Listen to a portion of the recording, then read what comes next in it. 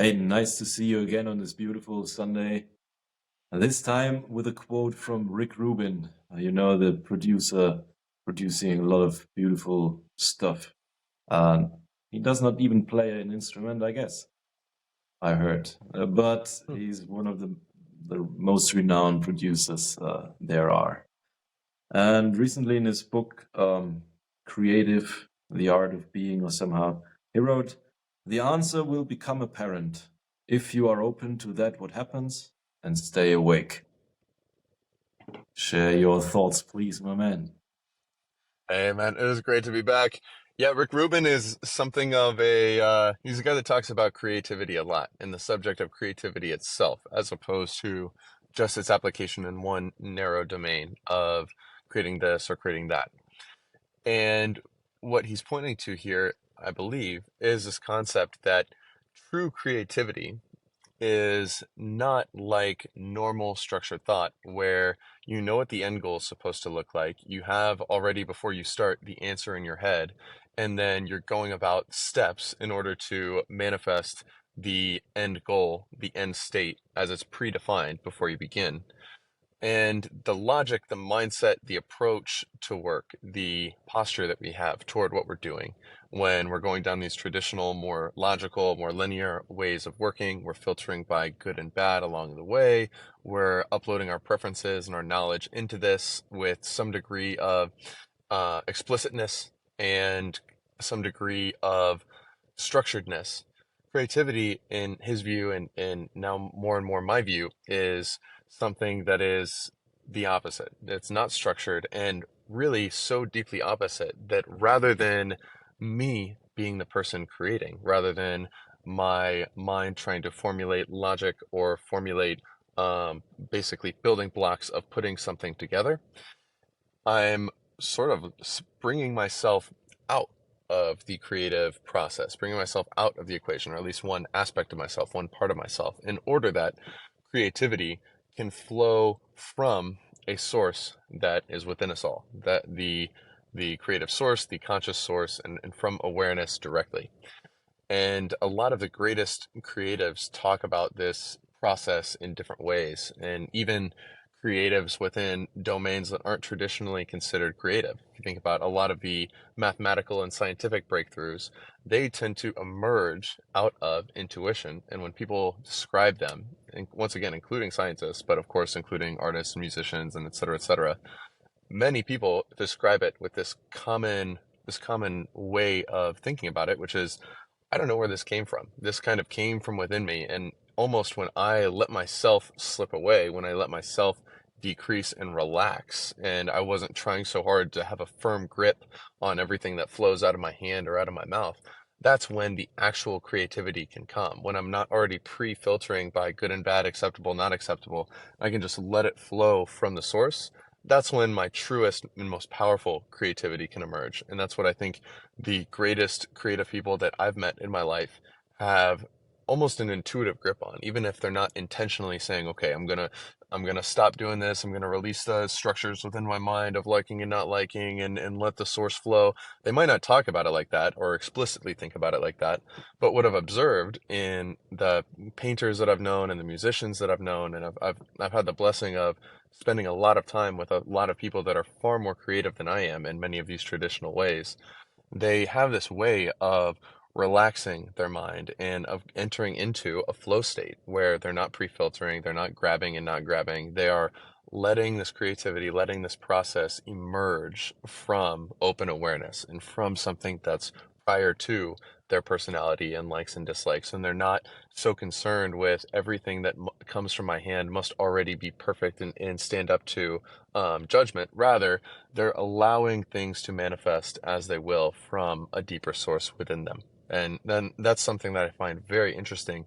And in myself, I'm excited to think about ways that I could be more intentional about allowing this creative source to manifest and viewing it in that way, as this is a greater and more universal power and intelligence that's within us all, within our intuition, that if I try too hard, if I grasp too hard, if I try to weave a strong net or try to outmuscle this, I'm going to get in the way of actual creativity. And so I've got to learn, as someone that this is not that natural to relax in some of these ways. If I want to be more creative, if I want to allow things to emerge that are just totally novel connections or novel creations in various domains. And so that's something I've started to become much better at tapping into this, but I can tell that I've only seen the tip of the iceberg so far in my own life. And obviously my creative manifestations are nothing compared to many other people. And I believe that that source is common and shared between us. And so many people are clearly much further along in this journey of tapping into this greater intuitive power than I am, which makes me very excited to see the potential for growth and the potential for unlocking more and more and more of this part of myself. What are your thoughts about this and your relationship with creativity? Amen. Thanks for the question. Beautiful thoughts also about you cannot force it to happen, to tap into the source, but you can invite it somehow through Mm, your day-to-day work, through your appearance, through showing up, through sitting down and at least trying to do some parts which refer to your craft.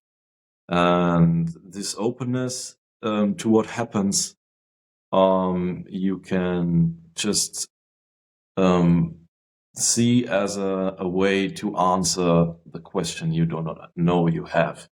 So, for example, in my case, recently in September, beginning of September, one night I could not sleep because there was an idea emerging in my head and just trying to become real through me, like me being the host of the idea, with the responsibility to fulfilling the idea. Otherwise, the idea said, okay, I will find another host through which I will become real.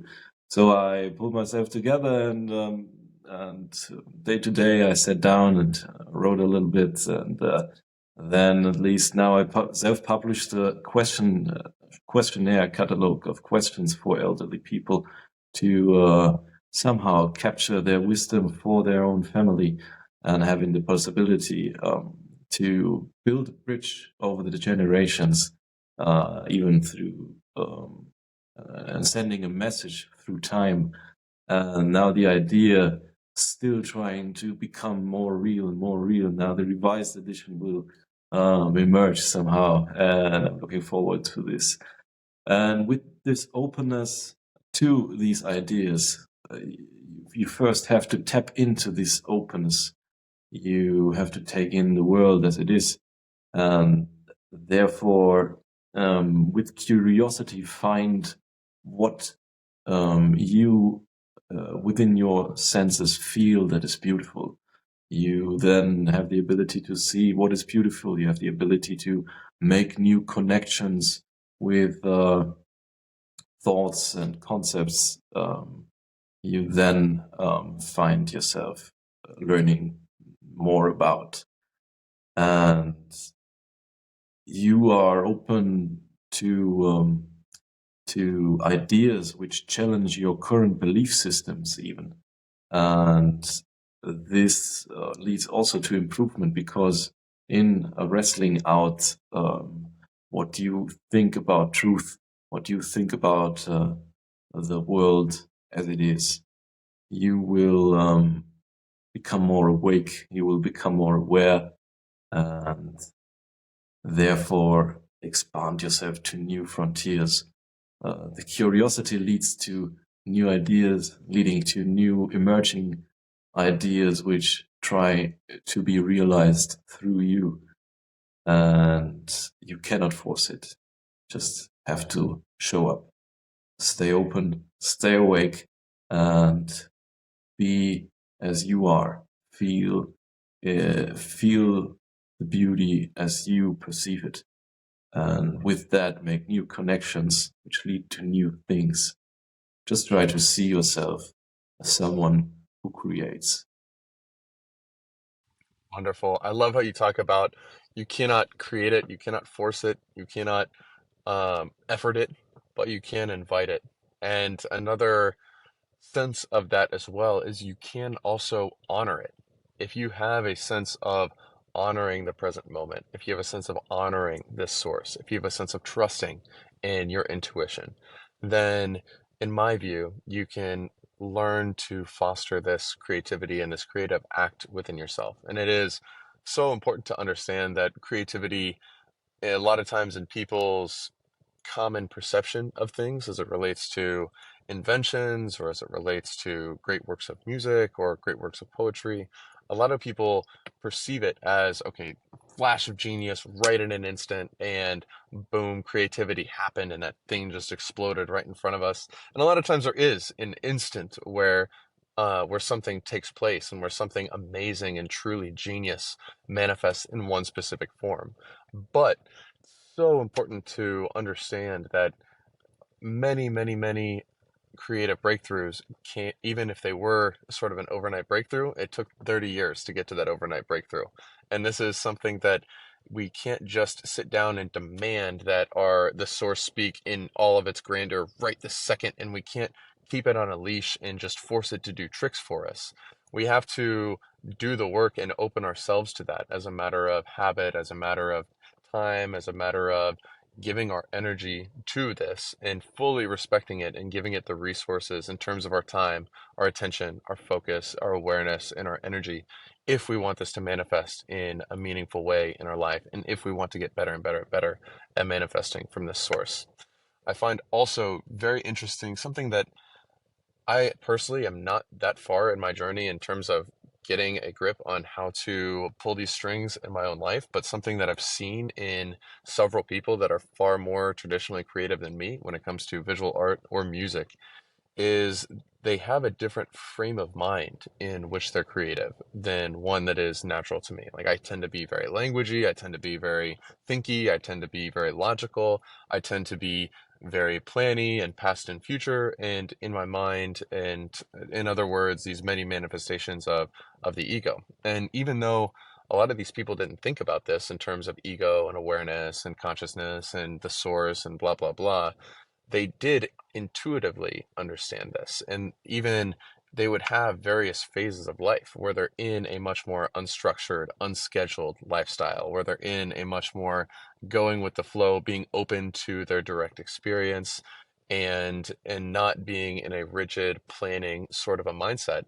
And I've seen that in phases where even very creative people are in a very structured, scheduled, planned life, they're thinking about the future, they lose some of their access to the source or some of the naturalness by which it flows from them.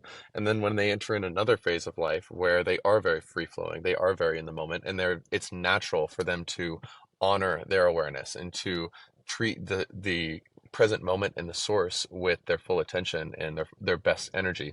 It's in those phases that they do most of their most creative work. Once again, this is what I've observed in other people and to some extent in myself as well. When I think about the pace that I was living, the mindset that I had, it's not something that we can force and command to do whatever we want on demand. It sort of emerges when the conditions arise. And there are certain things that we can do in our life, in our mind, to manifest these conditions. And I think that a lot of them, from what I can tell, seem to have to do with the freedom of our mind, the open flowingness of our mind, our connection with our own awareness, with our own consciousness, and not a strong grip and a cloud or a tying up in knots of the ego, of the self, of wanting to look a certain way, of wanting people to see a certain thing out of this, of judging good and bad at every little micro step along the creative process. These are ways that we normally create blocks for ourselves and get in our own ways. At least from, once again, I'm not an expert in this, but from what I can tell, these things are all very related to our mindset, our mind, and the sort of environment we foster in between our ears on a daily and weekly basis. And so it's interesting also to think about if we want to invite more creativity in our life, if we want to invite more of the source to flow through us, there are deliberate actions and certain balances within the mind that can actuate that potential more and more, at least on a spectrum and to some degree that I can see and that I'm interested to play around with in the future. Beautiful. And it took 30 years for some to become an overnight success. And people don't see the work that goes into becoming an artist or becoming an interpreter of some work. and finding your own voice. It has to take a lot of work to find your own voice and to express it in this creative manner. So you can have an exploration phase where you just explore, but then you have to be somehow a craftsman as well to make what you explored reality and create something even more beautiful out of it, so that you tap into your potential and make it a reality, the thing which you were built for. Make it real, create it in your own way. So that's why also engineering people or software people are, in a way, artists, because it requires a really, really high degree of creativity through stepping through the code, through with stepping through the architecture of the code, and therefore also Donald Knuth wrote the book and called it The Art of Computer Programming, because the creative aspect is so immense in this complex realm, because even the tiniest detail has to work to make the whole system run smoothly. And therefore, let's try to invite the muse through just showing up to the creative endeavor we project ourselves into, choosing the projects which are likely to fit our nature, and then creating out of our nature and letting the music flow into the life of others and ourselves. Wonderful. May we honor and invite the source into our life in more and more ways. I appreciate you very much, man. It was great talking about this. Have a good week. See you next Sunday. Yes, Bye. sir. Bye.